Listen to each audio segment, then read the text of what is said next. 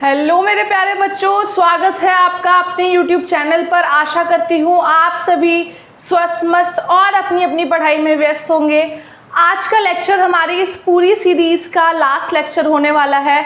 आज हम लोग how to be organism reproduce chapter को ख़त्म करने वाले हैं, समापन करने वाले हैं। और आज हम पढ़ने वाले हैं reproductive health, STDs and birth control methods. तीनों चीज़ों को आज हम पढ़ेंगे और इस चैप्टर का समापन यहीं पर करेंगे। बिना किसी देरी के लेक्चर को स्टार्ट करते हैं।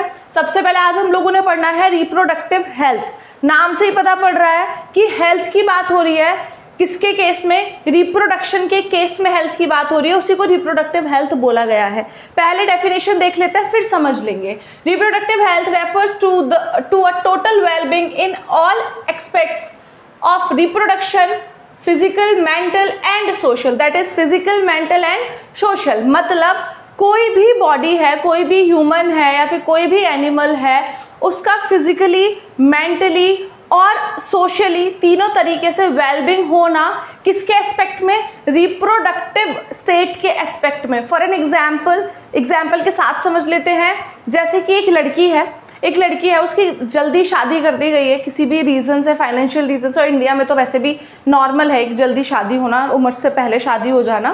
तो उस लड़की की शादी हुई। शादी होने के बाद कुछ दिन बाद ही, कुछ महीने बाद ही देखने को मिलता है कि लड़की गॉट प्रेग्नेंट। वो लड़की प्रेग्नेंट हो चुकी है। प्रेगनेंसी के टाइम पे सबसे पहली चीज़, उस लड़की की एज क्या है? कम है। सपोज मान लेते हैं शी 16 ईयर्स, 16 साल की लड़की है वो, और उसकी शादी हो गई है। और जब तक वो 17 की हुई है, शी गॉट प्रेग्नेंट, उसके पेट में बच्चा है। अब आप एक बात बताइए, क्या 17 साल की लड़की कैपेबल होती है या फिर प्रिपेयर होती है कि वो एक बच्चे को जन्म दे सके? नहीं बेटा, नहीं। आजकल की जो लड़कियां वैसे इतना जंक वगैरह खाती हैं कि वो नहीं अपनी बॉडी को वो नहीं प्रिपेयर कर सकती कि वो 17 साल की है, वो एक बच्चे को जन्म दे दे। तो यहाँ पर वो बच्ची फिजिकली बिल्कुल ख़राब हो जाएगी वो बच्ची। उसके अलावा जब वो फिजिकली ख़राब होगी, उसको मेंटल स्ट्रेस होगा कि मेरी बॉडी ख़राब हो रही है, या फिर मेरी इतनी छोटी उम्र में बच्चा होने वाला है, मुझे कोई प्रॉब्लम ना हो जाए, कुछ इश्यूज़ ना हो जाए। और फिर खाना पीना भी इतना अच्छा नहीं मिलेगा, तो मेंटली भी वो लड़की क्या हो जाएगी? ख़राब हो जाएगी। फिजिकली ख़राब हुई, मेंटली ख़राब हुई। अब अगर इन केस उसका अबॉर्शन होता है या फिर कुछ भी होता है, तो कहीं ना कहीं सोशली इम्पैक्ट पड़ता है आस पड़ोस में। अरे देखो क्या हो गया इस लड़की के साथ, अरे देखो मतलब इसका देखो बच्चा गिर गया, इसका ये हो गया, वो हो गया, 100 बातें सुनने के लिए मिलती हैं। तो यहाँ वो सोशली भी खराब हो जाएगी कहीं ना कहीं। तो मतलब रिप्रोडक्टिव एस्पेक्ट में फिजिकली, मेंटली और सोशली तीनों तरीके से फिट होना, वेलबींग होना इज कॉल्ड रिप्रोडक्टिव हेल्थ। और हम रिप्रोडक्टिव हेल्थ को कैसे ठीक कर सकते हैं? सबसे पहले we should avoid early age marriages. हम लोग जो जल्दी शादी कर देते हैं ना, हमें वो सबसे पहले ख़त्म करनी पड़ेंगी, अवॉइड करनी पड़ेंगी। क्योंकि जल्दी शादी होने की वजह से लड़की के ऊपर एक प्रेशर आता है, बच्चा करना है, जिसकी वजह से लड़की मेंटली डिप्रेस्ड होती है, स्ट्रेस्ड होती है और कहीं ना कहीं अपने आप को ख़राब कर रही होती है। उसके अलावा हम लोगों को पता होना चाहिए कि एक बेबी होने के लिए एज क्या है। गर्ल शुड बी 21, लड़की 21 साल की होनी चाहिए और लड़का 23 साल का होना चाहिए, तब एक परफेक्ट प्रेगनेंसी होती है। 21 साल से कम की उम्र में लड़की को प्रॉब्लम ही फेस करनी पड़ती है। उसके अलावा हमें अपने बच्चे को प्रॉपर, जब बच्चा हमारा पैदा हो जाए उसको आप प्रॉपर ख्याल रखना चाहिए, उस पर ध्यान देना चाहिए। पता पड़ा कि अभी एक बच्चा हुआ है, 1 साल के अंदर अंदर हम दूसरा बच्चा कर रहे हैं, नहीं बेटा, एज गैप कम रहेगा, जिसकी वजह से हमारे जो बच्चे हैं उनको प्रॉपर हम लोग नहीं डेवलप कर पाएंगे। उसके अलावा बेटा फैमिली प्लानिंग होता है ना, एक हम दो हमारे दो, वो वाला बेस्ट है, तो हम लोगों को उसकी नॉलेज होनी चाहिए। उसके अलावा बहुत इंपॉर्टेंट चीज़, हम लोगों को बर्थ कंट्रोल मेथड्स की नॉलेज होनी चाहिए। पता पड़ा एक फैमिली में 5-5, 6-6 बच्चे हुए पड़े हैं, पता पड़ रहा है कि उनकी किसी की भी अपब्रिंगिंग अच्छी नहीं हो रही, किसी को पढ़ाने के लिए पैसा नहीं है, किसी को खिलाने के लिए पैसा नहीं है। यहाँ कहीं ना कहीं रिप्रोडक्टिव हेल्थ अफेक्ट होती है। इसीलिए हम लोगों को बर्थ कंट्रोल मेथड से अवेयर होना चाहिए। क्लियर? तो स्टार्ट करते हैं बर्थ कंट्रोल मेथड को। बट नाम से ही पता पड़ रहा है बर्थ कंट्रोल मेथड, मतलब कि बच्चा नहीं होना, उसको कंट्रोल करना है कैसे भी। कुल मिला के बात ये है कि इंटरकोर्स हो जाए, प्लेजर मिले, बट बच्चा ना हो। कैसे बच्चा होने से रोका जाए? तो बेटा हम लोगों को 4 मेथड्स पढ़ने हैं। सबसे पहला मेथड है कॉन्डम्स। तो बेसिकली बेटा condoms are the plastic bags, they are the plastic bags जो कि पेनिस के अराउंड कवर हो जाते हैं। मतलब कि जो मेल रिप्रोडक्टिव ऑर्गन है पेनिस, उसके अराउंड कॉन्डम्स अच्छे से कवर हो जाते हैं, उसको रैप कर लेते हैं, पूरा अच्छे से फिट हो जाते हैं।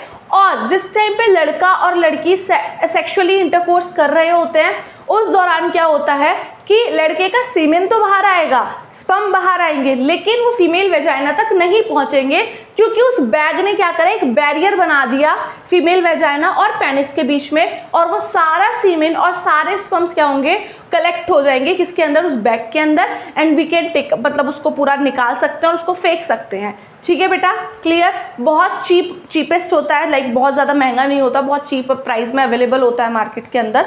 ठीक है, उसके अलावा द नेक्स्ट इज, हाँ ये मेल्स के लिए कॉन्डम्स होते हैं, फीमेल्स डायफ्राम यूज कर सकती हैं, बिल्कुल कॉन्डम की तरह ही होते हैं डायफ्राम्स। उसके बाद बात करें, the next is oral contraceptive pills. तो बेटा ओरल कॉन्ट्रासेप्टिव पिल्स नाम से पता पड़ रहा है खाने वाली दवाइयां हैं। तो बेटा ये ओरल कॉन्ट्रासेप्टिव पिल क्या होता है, ये हार्मोन्स को गड़बड़ा देती है, मतलब प्रोजेस्टेरॉन और ईस्ट्रोजन को गड़बड़ा देती है, जिसकी वजह से ओव्यूलेशन ही नहीं होता।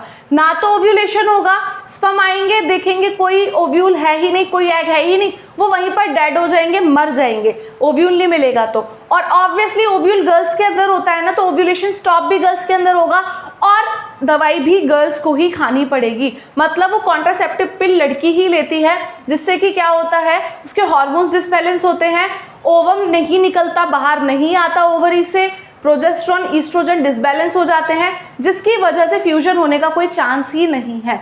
उसके अलावा the next is surgical method. Surgical नाम से पता पड़ा है सर्जरी, मतलब ऑपरेशन जैसा कुछ हो रहा है, सर्जरी हो रही है। इसके अंदर क्या होता है बेटा, दो चीजें होती हैं, एक होता है वासेक्टॉमी, एक होता है ट्यूबेक्टॉमी। वासेक्टॉमी किसके अंदर होता है बेटा, मेल्स के अंदर होता है। ट्यूबेक्टॉमी किसके अंदर होता है बेटा, फीमेल्स के अंदर होता है। ठीक है, हम लोगों ने पढ़ा था किसके बारे में, वास्ट डिफरेंस के बारे में पढ़ा था। आपको याद हो तो ऐसा करके हमारा टेस्टिस था, उससे यूं करके ऐसे वास्ट डिफरेंस निकल रहा था, ऐसा ही था बेटा। तो ये वास्ट डिफरेंस ही वो कॉमन पाथवे है जो स्पर्म्स को ले जाता है कहाँ तक, पेनिस तक लेकर जाता है। अगर वास्ट डिफरेंस ही नहीं रहेगा तो पेनिस, मतलब पेनिस तक स्पर्म पहुंच ही नहीं पाएंगे।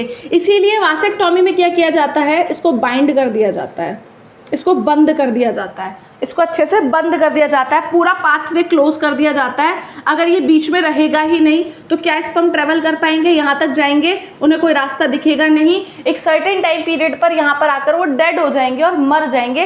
तो किसी भी सेक्सुअल इंटरकोर्स के दौरान मेल से स्पर्म बाहर आएंगे ही नहीं, और कुछ भी कोई भी किसी भी तरीके का फ्यूजन या फर्टिलाइजेशन नहीं होने वाला। अगर बात करें ट्यूबेक्टॉमी की, तो ट्यूबेक्टॉमी में क्या होता है बेसिकली बेटा, ये ऐसे करके, ये फैलोपियन ट्यूब था, फैलोपियन ट्यूब को बाइंड कर दिया जाता है, बंद कर दिया जाता है बिल्कुल, क्योंकि फैलोपियन ट्यूब बंद हो गया, अब ओवरी से एग बाहर आ ही नहीं पाएगा और स्पर्म अंदर जा ही नहीं पाएगा, तो फ्यूजन होगा ही नहीं। तो ट्यूबेक्टॉमी में क्या होता है, फैलोपियन ट्यूब को बंद कर दिया जाता है। वासेक्टॉमी में क्या होता है बेटा, आपके वास्ट डिफरेंस को बंद कर दिया जाता है। एक और चीज, it is a permanent solution. क्या आप लोगों ने 2 बच्चे कर लिए, अब आपको आगे करना ही नहीं है, आपने बच्चा करना ही नहीं है, तो तब ये चीज करी जाती है। ठीक है बेटा, इसको एक सरल भाषा में स्टेरिलाइजेशन भी बोला जाता है, या फिर आपकी भाषा में नसबंदी भी बोला जाता है। इसके अंदर क्या कर दिया जाता है, ट्यूब्स बंद करवा दिए जाते हैं। फीमेल के अंदर फैलोपियन ट्यूब बंद कराया जाता है, मेल के अंदर वासेक्टॉमी बंद करा दिया जाता है, जिससे कि उनके गैमेट्स का ट्रांसफर नहीं होगा। जब गैमेट ही बाहर नहीं आएंगे तो फ्यूजन भी नहीं हो पाएगा। क्लियर। उसके अलावा आईयूडीज या फिर इंट्रा यूटेराइन डिवाइसेस। बेटा इंट्रा यूटेराइन डिवाइसेस फीमेल के अंदर डाले जाते हैं। उसमें क्या होता है basically, like suppose has the female reproductive system, हमें इसकी नीड है, इतने की नीड नहीं है, ठीक है। Has the female reproductive system बेटा, अब इसमें क्या होगा, एक टी जैसा स्ट्रक्चर यहाँ पर सर्विक्स पे फिट कर दिया जाएगा, और ये किसका बना हुआ है, कॉपर का, ठीक है।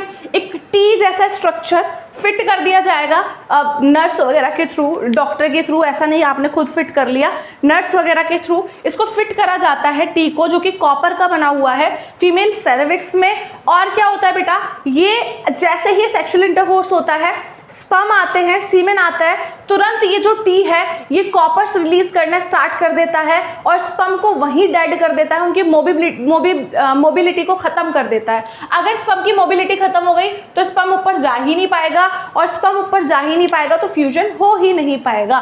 बट बेटा it is not that good, ये इतना अच्छा नहीं है, ये इन्फेक्शन कर सकता है फीमेल की बॉडी के अंदर।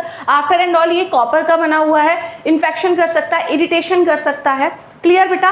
तो इसका एग्जाम्पल हो जाएगा आपका CUT, कॉपर टी को बोला जाता है CUT।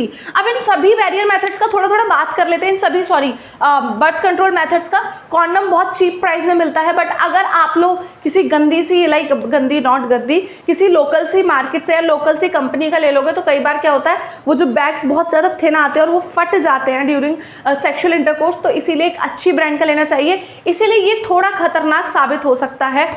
उसके अलावा ओरल कॉन्ट्रासेप्टिव, बेटा ये फीमेल के लिए बहुत ज़्यादा खतरनाक हो सकती हैं। आजकल मार्केट में एक कॉन्ट्रासेप्टिव चल रही है, दैट इज सहेली एक कॉन्ट्रासेप्टिव है जो कि ली जाती है, वो फीमेल के ऑर्गन्स के लिए, फीमेल की बॉडी के लिए बहुत ज़्यादा खतरनाक साबित हो सकती है। ऑब्वियसली बेटा नेचर है, अगर आप नेचर को रोकोगे टोकोगे तो वो तो आपके लिए खतरनाक साबित होने ही वाला है।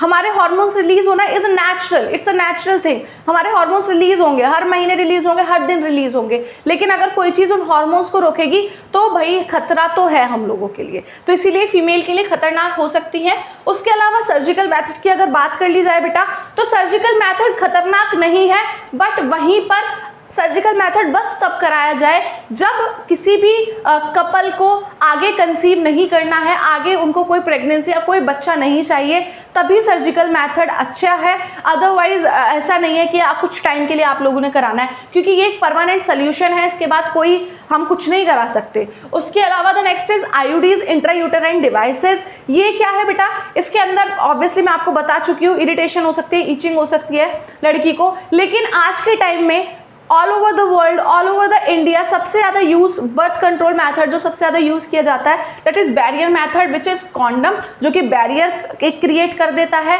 पेनिस और वेजाइना के बीच में। There is one more method which is called quick withdrawal. क्या बोला जाता है बेटा? Quick withdrawal. It is a natural method बेटा, क्विक विड्रॉल। स्पेलिंग गलत हो सकती है, सही होगी। क्विक विड्रॉल, क्विक का मतलब एकदम से, विड्रॉल का मतलब निकाल लेना। मतलब जब मेल को इजैक्यूलेशन होने वाला होता है बेटा इंटरकोर्स के दौरान, अगर मेल को इजैक्यूलेशन होने वाला होता है तो मेल को वो चीज़ फील हो जाती है, लाइक उसे पता पड़ जाता है कि मेरा स्पर्म, मेरा सीमेन बाहर आ रहा है, तो मेल को अपने ऊपर कंट्रोल होना चाहिए, और जैसे ही उसको पता पड़े कि हाँ अब सीमेन बाहर आने वाला है, वो तुरंत पेनिस को वेजाइना से बाहर निकाल दे और इजैक्यूलेशन कहाँ कर दे? बाहर कर दे, और वेजाइना के अंदर ना करे। This is quick withdrawal. But बेटा ये बहुत ही मतलब रिस्की है, ये रिस्की हो सकता है। मेल को क्या पता ना पता पड़े, उसका सीमेन पहले ही बाहर निकल चुका हो, एनीथिंग कैन बी हैपन, तो ये थोड़ा रिस्की होता है, बट ये भी ओके है, इसको भी हम लोग कर सकते हैं। बट ज़्यादातर यूज करने वाला जो मेथड है विच इज कॉन्डम और बैरियर मेथड्स। क्लियर बेटा? अब आगे पढ़ लेते हैं। अब बेटा एक और चीज आ जाती है which is STDs, sexually transmitted disease. अब हमें लास्ट में यही पढ़ना है, इस चैप्टर का अंत यहीं पर हो जाएगा। तो बेटा सेक्सुअली ट्रांसमिटेड डिजीज, नाम से ही पता पड़ रहा है कि कोई तो डिजीज ट्रांसफर हो रही है, मतलब सेक्सुअल कांटेक्ट आने के टाइम पर, मतलब कोई भी कपल सेक्सुअली कांटेक्ट कर रहा है और डिजीज को ट्रांसपोर्ट कर रहा है खुद से अपने कपल के, अपने पार्टनर के अंदर। क्लियर बेटा? तो अब ये क्या हो सकती है, कौन कौन सी सेक्सुअली ट्रांसमिटेड डिजीज होती हैं? सबसे ज़्यादा famous all over the world HIV AIDS, उसके बाद साइफिलिस, उसके बाद गोनोरिया। ठीक है, और भी होती हैं, अभी फिलहाल आप ये देख लीजिए जो सबसे ज़्यादा कॉमन है विच इज HIV एड्स, जो सब बच्चों को पता ही होता है। तो बेटा ये एक ऐसी डिजीज होती है जो सिर्फ सेक्सुअल कॉन्टेक्ट आने पर ही ट्रांसफर होंगी from one partner to the another. Clear बेटा? इसको कैसे प्रिवेंट किया जा सकता है? सबसे पहला मेथड, यूज कॉन्डम्स। कॉन्डम्स क्या करते हैं? एक बैरियर बना देते हैं मेल रिप्रोडक्टिव ऑर्गन और फीमेल रिप्रोडक्टिव ऑर्गन में, जिसकी वजह से कोई डिजीज ट्रांसपोर्ट नहीं हो सकती। उसके अलावा wash before and after intercourse. बेटा ये तो सेक्सुअली ट्रांसमिटेड डिजीज ना भी हो, कुछ भी ना हो, ये तो करना ही चाहिए आपको अपने जेनाइटल एरिया, क्योंकि बेटा वो ऐसा ऑर्गन है जो आपकी पहचान है, जिसकी वजह से आप लड़की या फिर लड़के हो, है ना बेटा, ऐसा ही तो है ना।